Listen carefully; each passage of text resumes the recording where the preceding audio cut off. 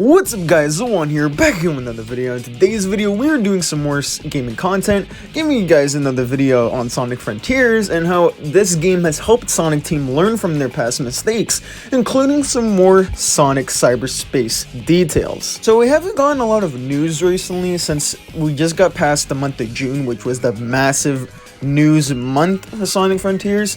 Now we're in July, and just now we got some more intel and information about Sonic Frontiers from Game Informer. We're going to be going over the article that they released yesterday, so let's dive right in. If you were to distill the concept of Sonic Frontiers into an elevator pitch, it would likely involve the term open world somewhere. However, while this game features many tenets of the open world genre, Sonic Team is adamant about calling Frontiers an open zone game instead. While on the surface that sounds like little more than a marketing ploy, after chatting with the developers, it makes more sense as you dig deeper into its meaning. I feel like Sega's really just trying really hard to convince themselves that this is a very different type of game of an open world, when in reality, this is like another typical open world game. I mean, they keep trying to say it's completely different, it's an open zone game, but in reality, that just sounds like what they said in the article, a marketing ploy. So, in my opinion, this is definitely a Sonic open world game. Nothing is different from this game to other open world games. And yeah, I mean, just looks like another typical open world game. Coming off 2017's Sonic Forces, a game that didn't fare well with critics or fans, the development team wanted to shake things up. Forces received criticism for its generic 3D level design, unfulfilling story, short length, and poor 2D gameplay compared to the then newly released Sonic Mania. According to Sonic Frontiers director Mario Kishimoto, who also directed Forces, the team carried a lot of lessons from Sonic Forces and other previous 3D Sonic games into Frontiers. It's good to hear them say that they're trying to learn from past mistakes. I mean, it's pretty clear that they want to improve from what they knew was wrong from Sonic Forces, because let's be real, Sonic Forces was a very generic type of Sonic game. Like, it was very automated, you know. I really didn't feel like we had the freedom to control Sonic in that game whatsoever. I mean, Sonic literally is just completely automated in that game.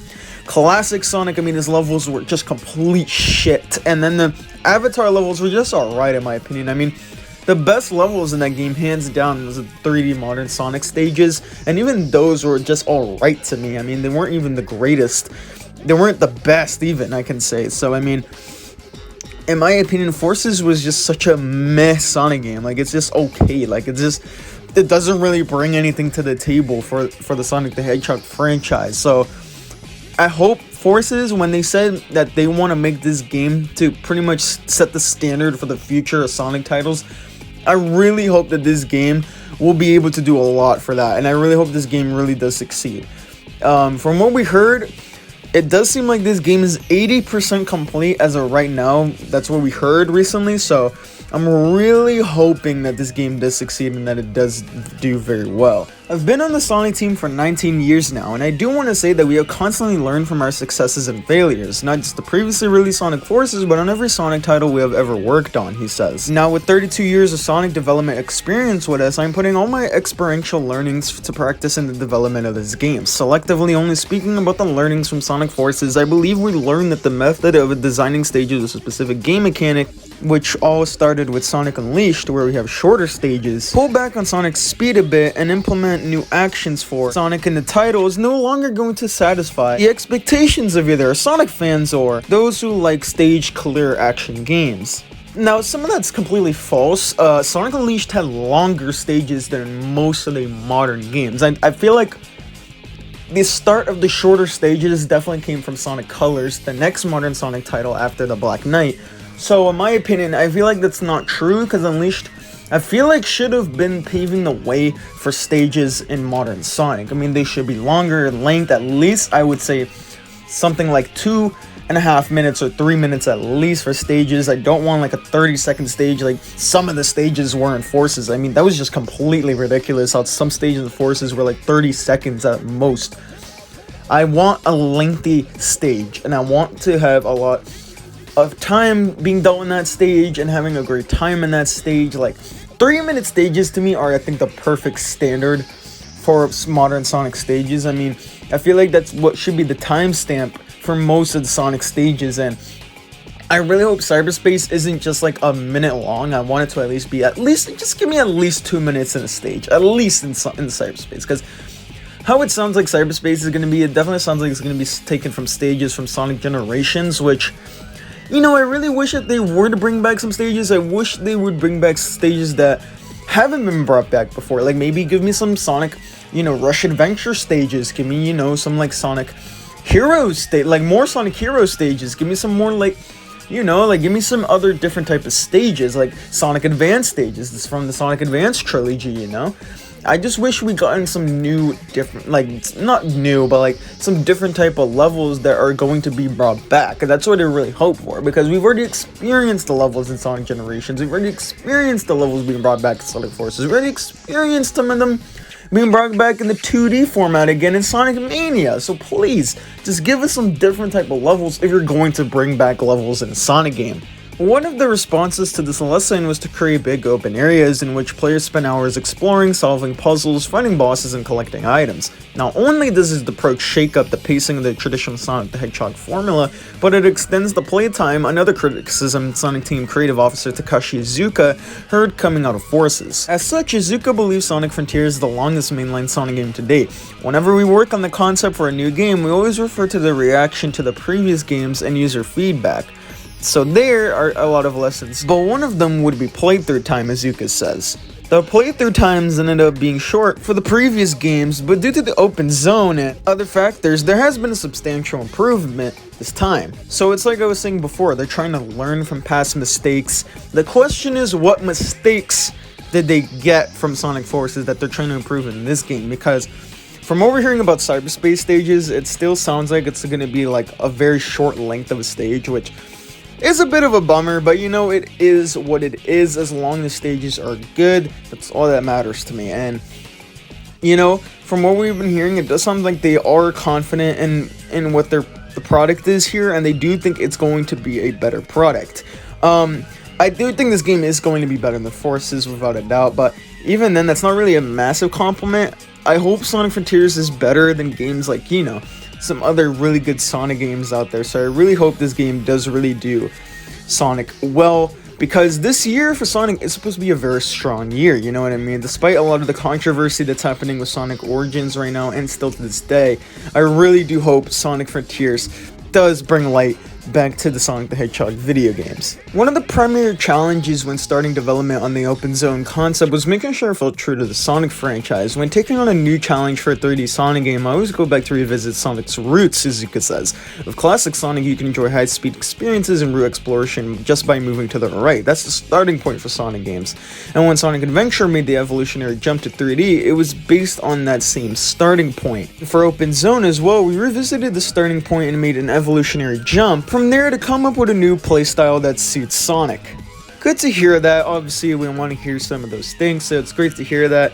And we do have confirmation that Classic Sonic is not going to be in this game as well. I can confirm that for us, so that's great. Because, I mean, I do love Classic Sonic, don't get me wrong. I love, obviously, 2D Sonic a lot as well, just as much as I love 3D Sonic, but still, let's just get to the point. He did not fit in Sonic Forces. He's not at all going to fit in this game, so it's good to see that he's not going to be in this game. Kishimoto can trace the inspirations of Sonic Frontiers' open zone format as far back as Super Mario Bros. 3 with its hub world connecting multiple linear style stages for you to clear. Since the 1988 release on Famicom, Kishimoto has enjoyed watching the evolution of games using the world map mechanics. While games like Sonic Adventure had previously used the playable world map idea, Sonic Team wanted to evolve that concept with Sonic Frontiers further. Players not only explore a big hub area with environmental puzzles and challenges, but those areas are massive and have several diverse challenges surpass those of the traditional 3D action levels that began with the first adventure game. The open zone format allows the developers, and by extension the players, to take advantage of the two most important elements of Sonic games, at least according to Iizuka. That's running through areas at high speeds and finding discoveries and surprises by traveling through that area in the way you want to. In 2D Sonic, players headed to the right, and in 3D Sonic, players headed deeper into the screen, Iizuka says. In the open zone style, there are infinite directions, and the player can choose which way they want to go. In my past conversations with Iizuka, he lamented how the team would work hard to design environments in the linear Sonic stages stages only to have players run through them in a couple of minutes or less, an unavoidable side effect of having a game based on speed. This became a sticking point in the early 2000s as design became more intensive in the transition from 2D to 3D. Sprite work giving way to fully realized polygonal style added a lot of time to the stage creation process, which players running through the environments just as quickly in many cases. During my hands-on time with Frontiers, the open zone format seems to be a remedy for that previous problem. As one enormous environment plays host to dozens of destinations and objectives and hundreds of collectibles. My foray into Sonic Frontiers' open zone concept was on Kronos Island, one of the Starfall Islands.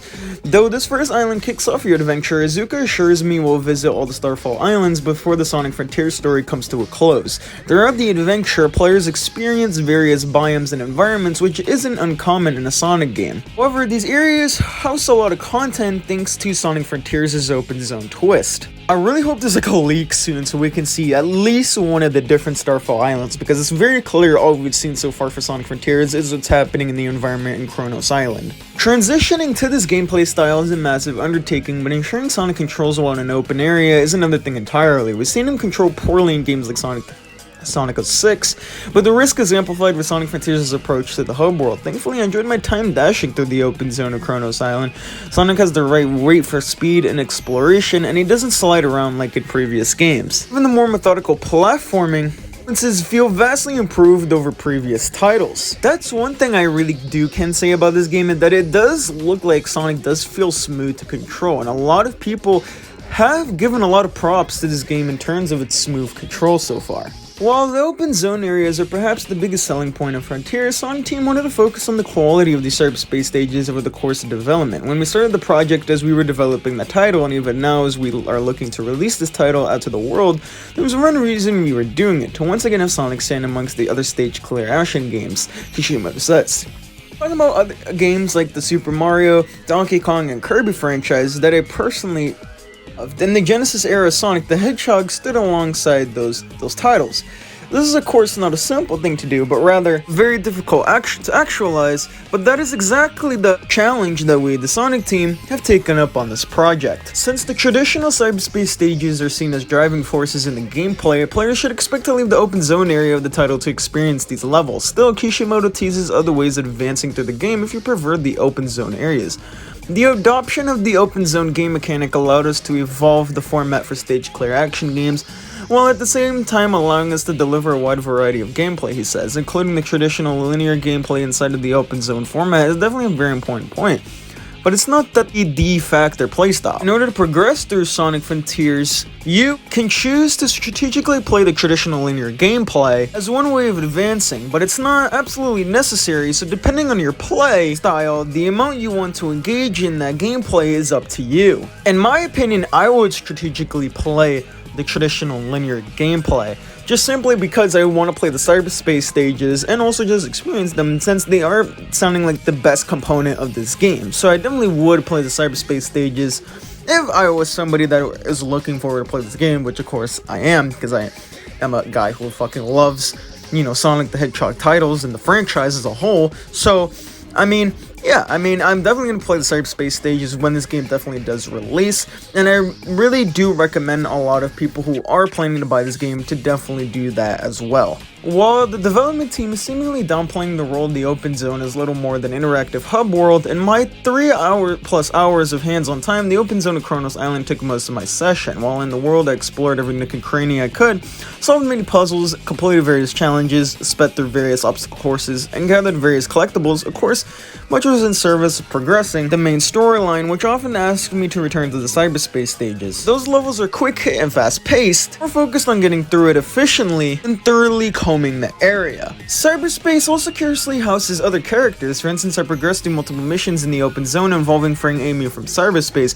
Meanwhile, another pocket of cyberspace has everyone's favorite cat Big, hosting a fishing minigame letting you earn currency for his in-game shop. Secrets of cyberspace only deepened the longer I played, but they all felt more in support of the big open zones during the 3+ hours I spent with the title. This is very interesting because it sounds like Big the Cat is literally in cyberspace and his minigame is going to possibly be in one of these cyberspace portals, which is very interesting to me because I'm curious to see how that's going to work. Is it going to be a level and then you're in the fishing minigame, or is it just straight up just the fishing minigame is in one of the cyberspace portals? Now, I'm very interesting, which honestly, I'm curious to see how cyberspace is going to work in this game, because it does seem like there could be a different variety of how cyberspace can work.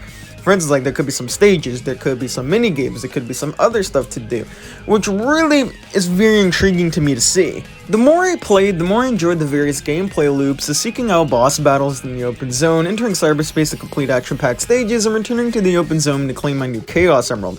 If you played Sonic Frontiers and enjoyed the open zone format, there's good news, as it could very well be the series' direction going forward. Evolve the linear stage-clearing 3D action that began with Sonic Adventure in 1998 and create a game that would be the cornerstone of the future Sonic games. That was the goal when we started Sonic Frontiers, Izuka says. So yeah, just like I mentioned before, it definitely seems like this game is going to be shaping the way how Sonic is going to be in the future for possibly the next decade, and that's obviously incredible. I mean, I really do hope Frontiers succeeds, because that is the main reason I'm looking forward to this game, is because it's going to shape the future of Sonic the Hedgehog titles, and I really hope it does definitely succeed, and it definitely does do well with the community, because I do really want this game to succeed, because I really do want Sonic the Hedgehog games to be succeeding.